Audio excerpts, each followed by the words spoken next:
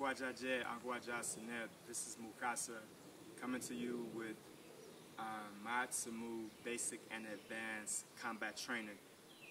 This video will be on your training gear and equipment, at least basic equipment to get things started. First and foremost, notice that I have on long sleeves and long pants as well. This is to minimize skin-to-skin contact. We deal with various holds, grabs, and breaks. So if someone is grabbed, they need to know how to get out of a grab, they need to break a grab. And in training, you want to do this without being scratched and scraped. With any serious combat training, any serious discipline, you're going to have some nicks and bruises, but you want to minimize those bruises. You don't want breaks and dislocations. So proper training gear is essential for that, and proper equipment and proper use of equipment, which is some of the things that we're going to discuss. Next, in addition to the long sleeves, which minimize scratches and scrapes, notice that I have on black, symbolic color within sumu. Black symbolizes the highest level of our art form in its pure and spiritual and most disciplined essence. The color is Kim, but we also have red, Dashir, green, Waj, Nebu is gold or yellow, depending whichever way you want to look at it, and Kim is black. So as we move up in the advanced levels of sumu, those are the colors. So we train in black, long sleeves. Next is your shin guards. Take a look here. These are the shin guards. The shin guards are necessary for certain postures that we have. We have a dua system. It might look like yoga if you saw it, but it's dua. Dua means praise in the Medu Necha.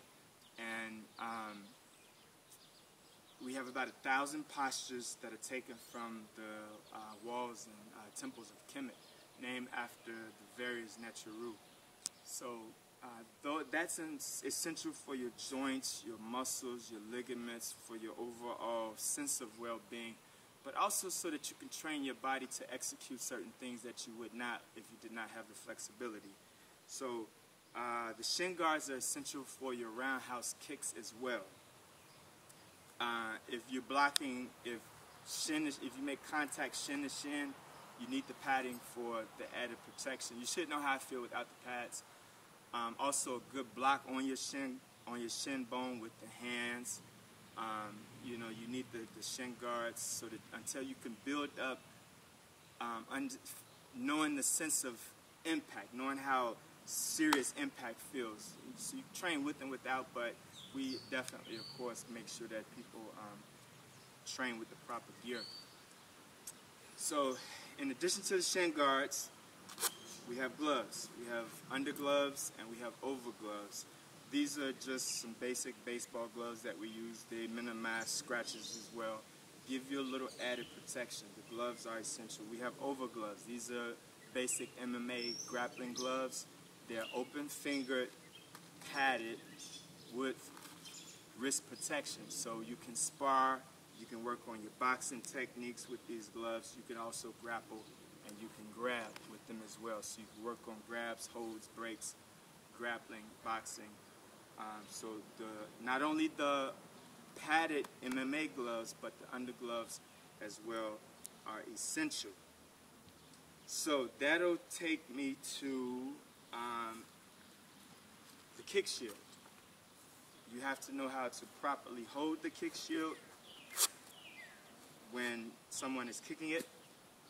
You have to also know how to properly kick the kick shield. So it's the angles, which we'll address this in some later videos, but you have to know how to hold it at the right angle.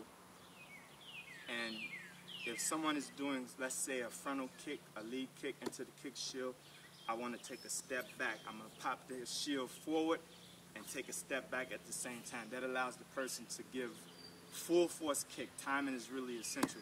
Like the kick shield, you can work on your roundhouse kicks, your spinning heel kicks, your donkey kicks, which is a form of the heel kick as well. If I didn't say roundhouses, definitely roundhouses. So you can work on those types of kicks with this shield. This is essential. Most of our equipment comes from the Asian world of martial arts. If it was an African world of martial arts, we would be at the African world of martial arts until we get an African world of martial arts. We get our equipment primarily from the Asian world of martial arts. We are at mukasa.info, mukasa.info, and maatsumu.blogspot.com. That's maatsumu.blogspot.com. So when people master the kick shield, we can slowly start, and once they get their blocking system down, we could move them to the focus mitts. With your focus mitts, you want to work on your proper hitting technique, being able to target your strikes. You can work on, I'm in what's called a left lead, right rear. So if I just held them up, I could just hold without even talking, and the person that's training with me would learn the signals. So that would be a 1-2. That would be a hook, hook, uppercut, hook, uppercut, 2, 2, 1, 2. So the focus mitts are essential for knowing the proper striking techniques, working on those. After in your training you've practiced with the focus mitts, you've practiced your blocking system, which is important. We have a full blocking system. And after your kick shield, you would move to the Muay Thai pads. We do not practice Muay Thai. It's some techniques that are universal, but we use Muay Thai pads. They're very effective pads. And again, we have a whole system of signals with the Muay Thai pads. This is your roundhouse. This is your knee, elbow, uppercut, hook, frontal kick, side kick. So you should be able to train constantly and consistently with all of the signals in smooth motion. Once you move from the Muay Thai pads, then you can move to some basic sparring where you have the person in front of you. We do offensive and defensive sparring. You put the MMA gloves on with the undergloves. Make sure that your wrists are wrapped tight. Make sure you have your undergloves. Your primary concern with training is one of your primary concerns is the protection of your partner, the protection of yourself as well. Then you would move to basic sparring without the helmet. Once you can get a lot of the basics down, at least some proficiency with it, then you could train with the helmet on. And we use the helmet with the glass shield for your protection, and it's padding all around the ear and so forth.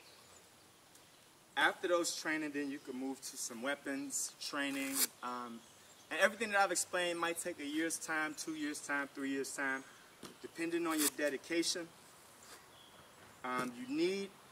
This is the primary and basic equipment that you need.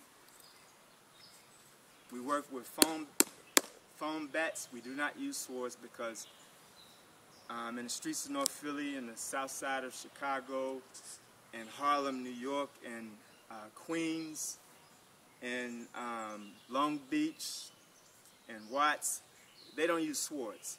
If you get attacked, it might be with a stick, it might be with a knife or a gun, and various other weapons. So we use practical urban weapons, which is, we don't use traditional Asian weapons like nunchucks. Nobody is attacking you in North Philly and the south side of Chicago with nunchucks. You might get attacked with a bat or a stick.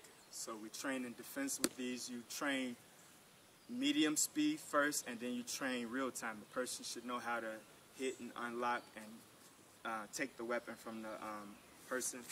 You can go from phone to some training with real bats. And again, your primary concern is the protection of your partner that you're training with. That's one of your primary concerns. You do not train intensely and injure each other. You could also train with sticks as well, but you have to be very careful. So once you've moved up with those weapons, there are various other weapons you can train with. We train with training guns as well. You should know how to release, take guns. Knives.